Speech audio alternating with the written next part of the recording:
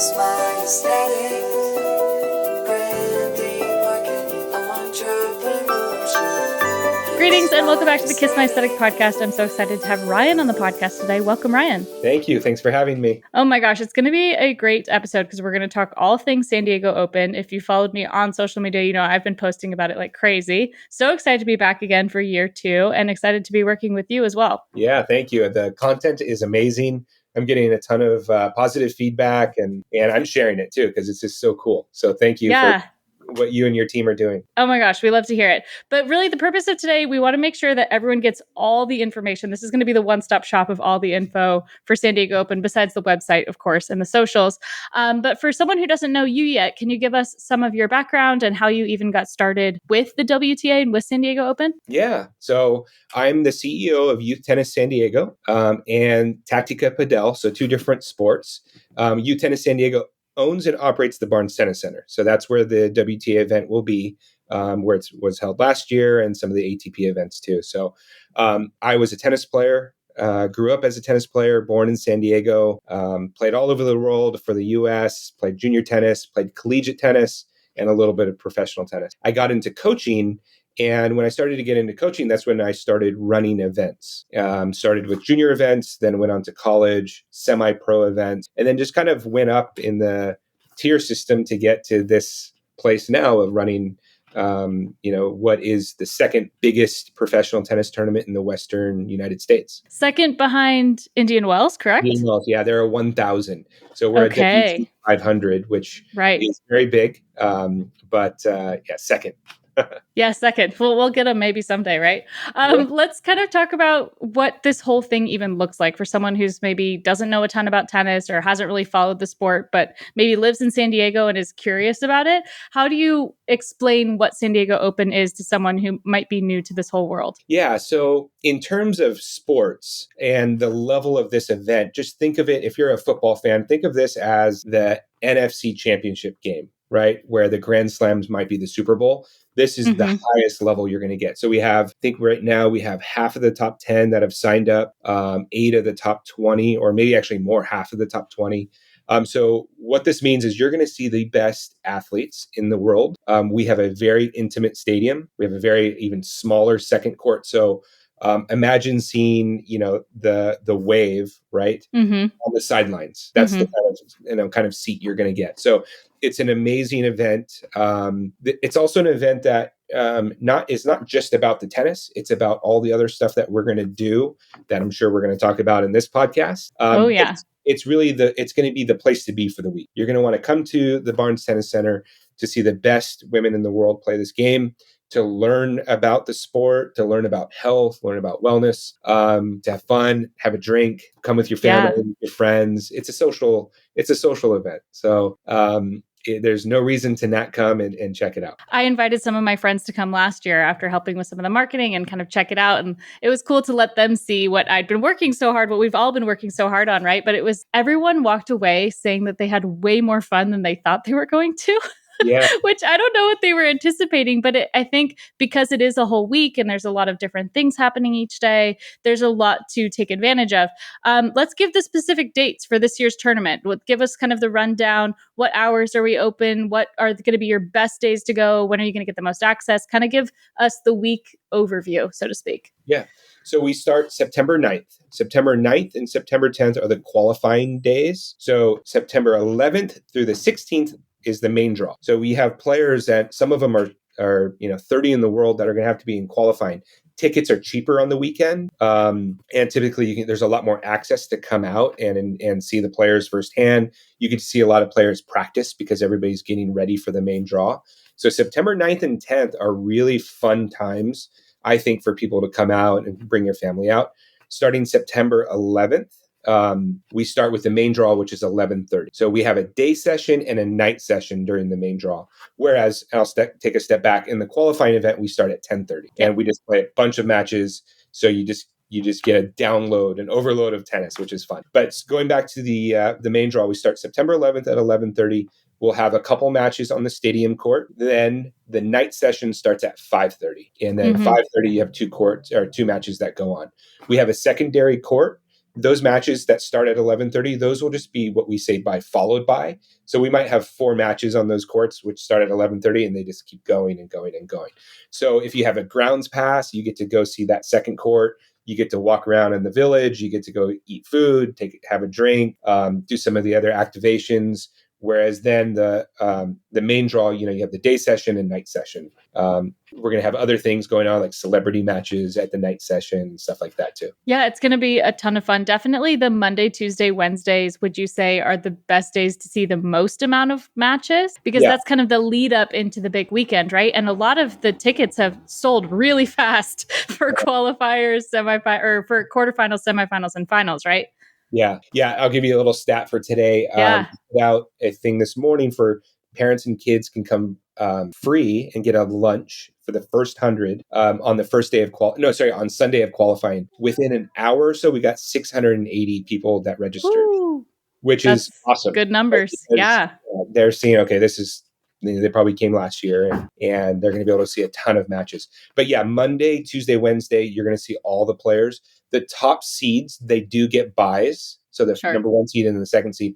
So they would get a bye, like on that Monday or Tuesday. So you might not see them. So Wednesday's huge. But to see the best players and see the most players, definitely those first 3 days. Absolutely. We also have a really great premier sponsor this year. Let's shout out Cymbiotika. Talk to us about what you've learned about Cymbiotika since working with them and why you're excited to bring them on as a sponsor for this year's event. Because now it's Cymbiotika San Diego Open. It is. It's the Cymbiotika San Diego Open. Learned so much just about not just their mission or not just their products, right? So they have all the nutritional products to keep you healthy, to keep you fit, focused, to recover, right? So they're a full comprehensive company, but their mission is what is most inspiring. They just really, really want to support people, support athletes, and they're driven to do that. And it's so great to see them not only partner with us, but I went to South Park. I went out South Park, and they have a huge billboard there. So really, their reach is expanding, which is awesome. And their partnership is why we're here, right? I mean, we can't do this without our sponsors. And for a local company with a mission to support people and support women and girls is just absolutely inspiring and aspiring. Yeah, and their tagline of live with intention, I feel like is such a San Diego kind of catchphrase. I think of the lifestyle of being in San Diego. I grew up in San Diego also and went to college here and feel very connected to this being, my hometown as well. I think they have a really good energy from a kind of positioning themselves as yes, you want to be an athlete at the top of your game, but not at the expense of your quality of life. I think that's a really interesting thing to kind of hold one in the same. And that's kind of how we tied in this women in wellness initiative. Can you give us an overview of what that looks like and how that ended up as a theme for this year's event? Yeah, that's a good point. I mean, kind of going back, I want to go back to the Cymbiotika statement that you made about the intention. And I think that is very San Diego, but it's also this, what I've noticed about it is joy. That you do this with joy, take care of yourself. And I think that's what leads into this initiative that we've started, the Women in Wellness Initiative. So it's the Cymbiotika San Diego Open presented by ResMed in partnership with US Specialty Labs and Rady Children's Hospital. And the intentions, behind that are to inspire and educate, right? And to do this with a platform that we have this tournament for the week, but we have these other partners like the SETA Foundation and Youth Tennis San Diego and the Barnes, because we have this outreach in the city of San Diego and Southern California. We can use their intentions and their products and their companies to make sure that everybody gets this opportunity to know how to eat right. ResMed is about sleeping, and there's a lot of data behind how women's health is affected by their sleep. So now ResMed is able to come out throughout the year and throughout the tournament to educate girls and women to make sure that they are better, right, and healthier. To US Specialty Labs to be able to test at home, and so when we can go into maybe some of these non-affluent areas where they're not getting this access and we can help in that way through the sport of tennis and through our partners, that is what has inspired us to do this event and promote, these companies and, the future of tennis. Yeah, there's a really strong link to it. Also happens to be the 50th year of the WTA.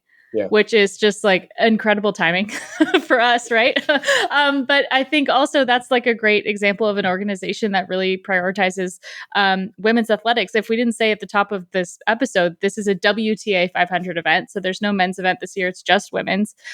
We've got incredible athletes coming out, but talk to us about WTA because you've been in the tennis world for a long time, right? And you've got like the tennis icon on the women's side of Billie Jean King, right, with WTA. Talk to us about how you've seen that organization like grow or change or evolve since you've been in tennis. Yeah, I mean, I've really been in it my whole life. My Yeah. aunt, Marita Redondo, who started in the Virginia Slims tour, and Wow. played on that tour, and she was a top player, played all the Grand Slams with these ladies. But yeah, I mean, women's tennis is, I think, the most watched tennis or most watched female sport in the world, right? I So it believe it. is exciting, it's engaging, and it inspires kids. Right. Yeah. And I think that's what the WTA has done. If you wanted to call it a product, right? Professional Right. women's tennis.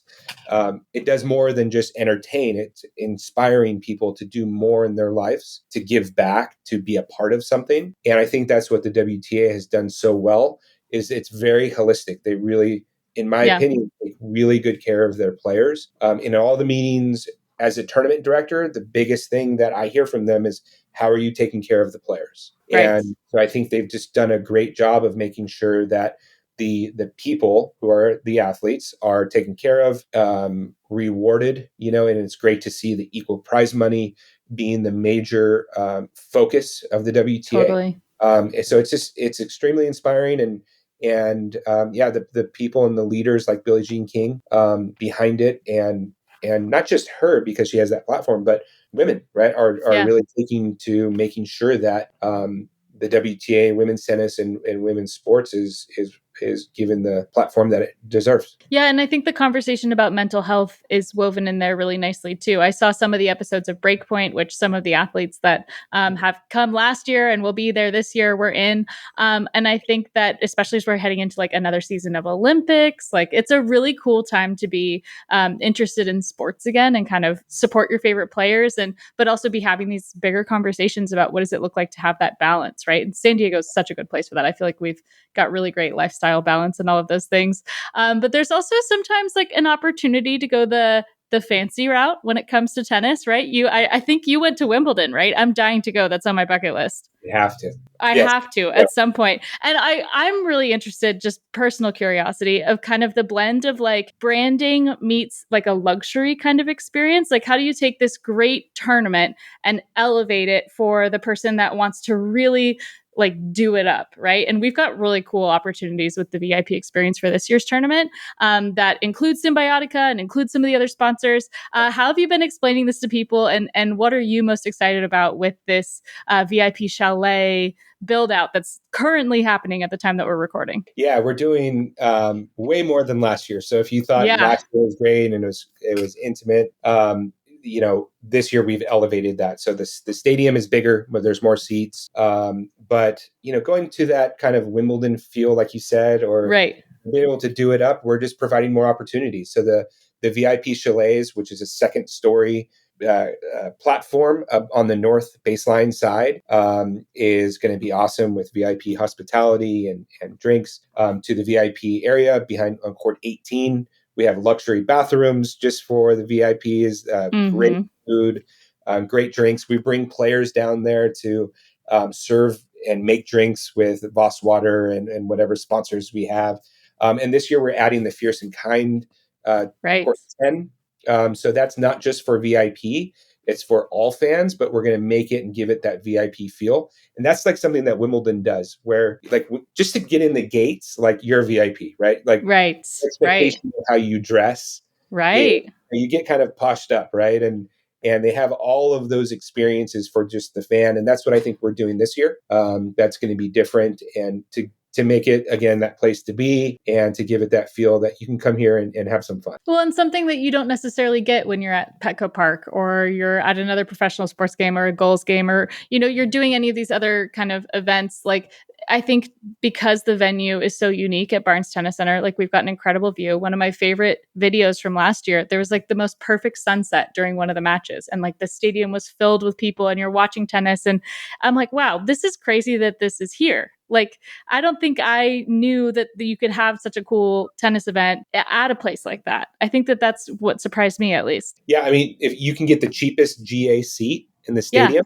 which is on the west side, way up. But if you turn around, you're looking at the ocean. You're looking at literally. sailboats, like you said, the sunset, Right.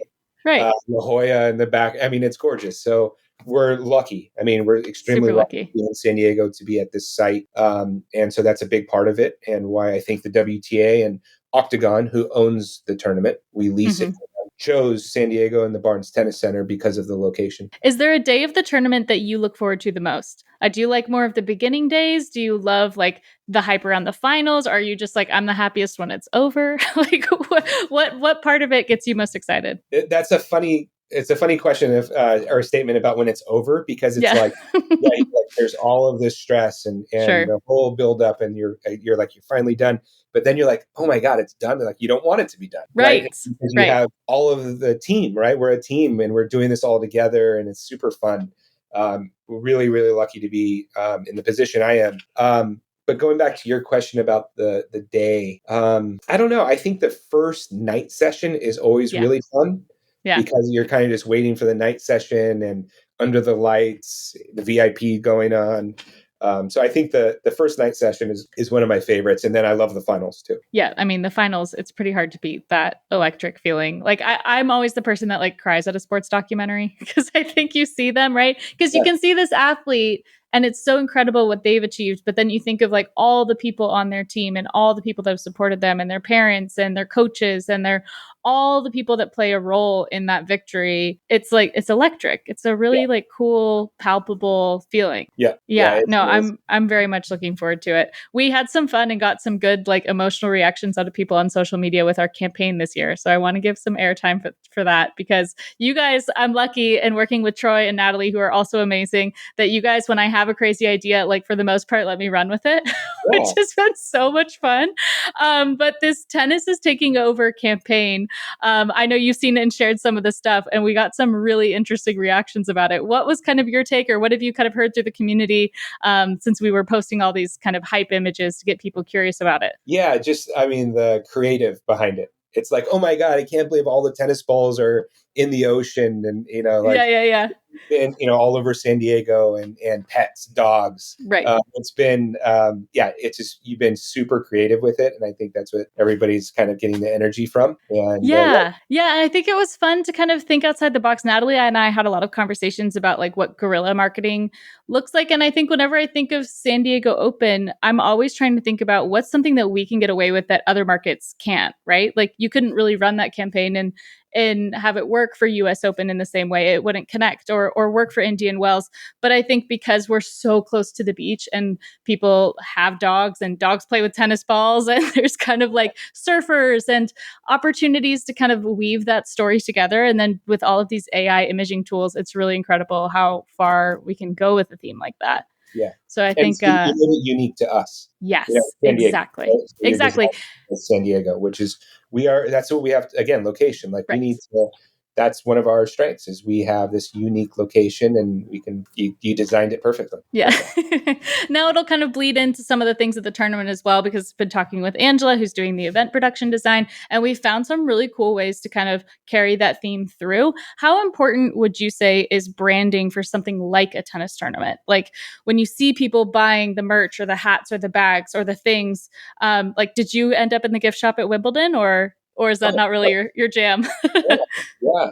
Coffee Right? mug, t-shirts, gifts for staff. I mean, Right. yeah, definitely. So the consistency of brand is huge, Yeah. right? I mean, it's everything in business. And so to make sure that our brand is seen and remembered, so that you're always on, hopefully on top of mind, that it's not just you see it and then you get distracted, then you forget about it, but you see it, Right. you buy your tickets or you talk about it, whatever. So extremely important. I think that's one of our strengths as well. I love, the branding that we have. It's consistent. I'll give you an example. When I don't know maybe I was flying into London, or I was international and I was Mm-hmm. in customs, Mm-hmm. and weaving around, and somebody had a San Diego Open hat on. No way. Yeah, Recently? last year. Oh, I love that. Okay, that Yeah, makes me so I excited. I didn't get to engage with that person Yeah. because they were far away. But I'm like, hey man, like that's so Hey. awesome. And then I take my kids to Balboa Park or the zoo, Uh-huh. and you see the shirt, or you see people running down the street and they have their shirt on. I mean, it's a brand, it's a style. It's so fun. I get absolutely tickled every time I see it because now my friends and family will like wear it around me like on purpose. Like if they know we're going to go on a dog walk, like my dad will wear his like dry fit shirt and my friends will wear their hats and they're like, look. They're always like pointing it out to me. But I think that that's the branding part that we're talking about. Is it's so interesting when we did all the polls about merch, people were always voting for things with the logos on them, Yep. which there's an interesting because like creating like a lifestyle brand, a lot of people have moved away from plastering logos all over stuff. But I think when you think about event marketing, people want that as the insignia of the time and the place that they went and got it from, knowing that that's not available to everyone all the time, right? Like there is kind of an air of not exclusivity to be like off-putting, but kind of like it's a memento or a souvenir in the way that we don't really have stuff like that anymore. Like I think even when you go travel, like you see everything ends up like kind of made in China. Everything looks the same no matter almost what country you're in now. But I think when you have event marketing, you still have this like nice sweet spot to make stuff that people can't get otherwise that kind of tells the story. And I think we're super unique in that way, right? With what you guys have created, because it's got that San Diego feel. Yeah.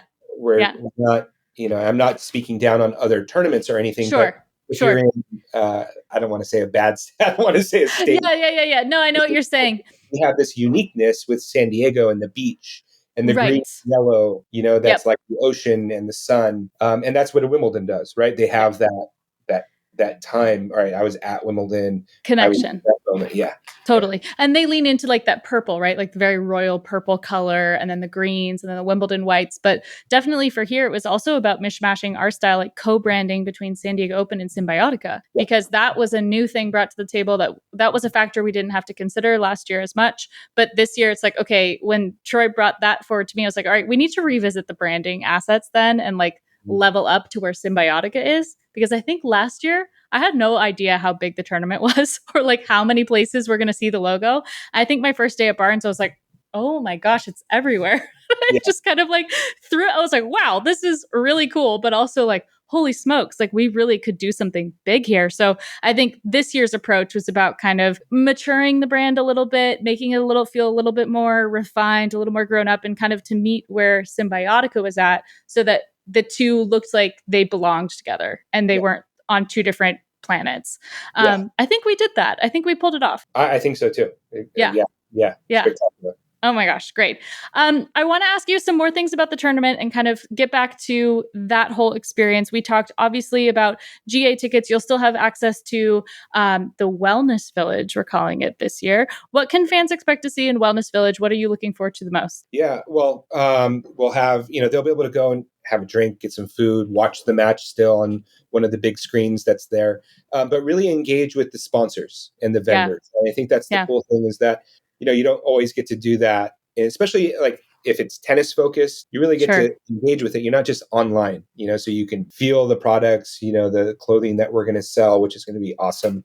Do, some of the activations that we have where you can actually test out your health and do some of the activities that we are offering. So I think it's going to be super fun, engaging. It's for every age. Kids will have opportunities to do certain things. Adults will have, every opportunity to do it what they want. But the village is going to be really fun. And concessions are going to be great. Last year, the food I remember was so good.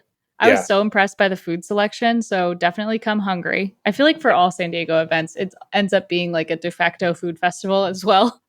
Because everyone gets excited to eat there. So we've got food, we've got Wellness Village, we've got access to these incredible players, Court 1 and Court 2. I'm going to stop you there. One of before we leave the village, one of the coolest things I think that we started last year were the Q&As with the players. Yes, right? People really loved those. Yeah, so I would do some Q&As with players and really get to kind of dive in about, how they think, how they prepare, what do they think of San Diego. We engage with the fans too. They get to ask a couple questions. So if you're listening and you're coming out, don't forget to stop by the Q&As.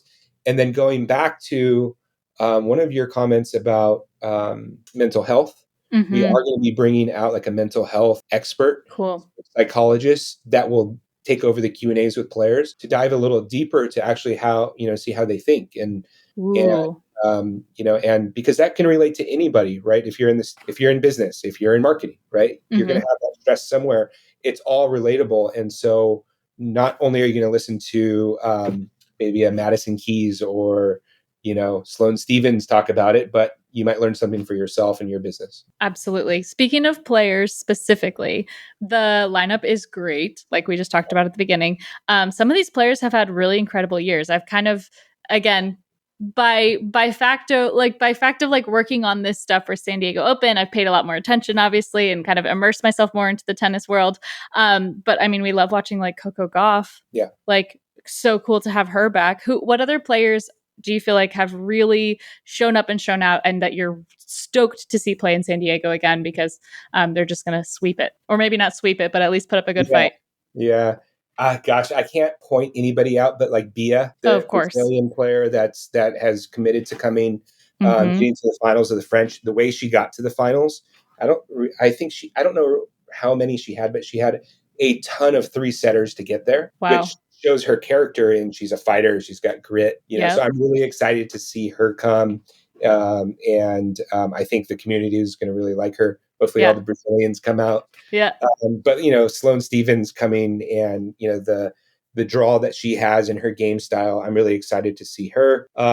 We have so many great players. When I saw Ons sign up, it was awesome. Deal. Yeah, big deal. Huge deal. Caroline Garcia from France has had an amazing year. Donna Vekic went really far last year against Iga. Remember, she went pretty far. I want to say almost to the end. Well, and Donna's back. The qualifier got all the way to the final. Yes. Yeah. And really had great results after that. And she's a star now. Yeah. And she's also, a partner with Cymbiotika too. So that's cool to see that she's coming to play and she has her partnership with them. Oh, love all of it. Super excited. Anything that you want people to really know about Cymbiotika San Diego Open? Any kind of like last notes or things you want to share to kind of let the people know? Yeah, I think that the message behind the tournament and how this all got started is important.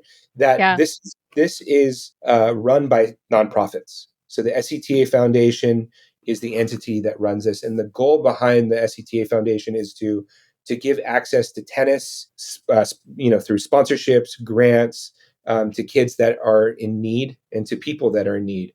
Wheelchair tennis, adaptive tennis. They're the ones behind this. So this is not like a business like some other tournaments where they're just trying to make profit. This is a nonprofit trying to use this platform to help the community, which is at the Barnes Tennis Center, which is also owned by a nonprofit Youth Tennis San Diego, which provides access, tennis, education through the city of San Diego.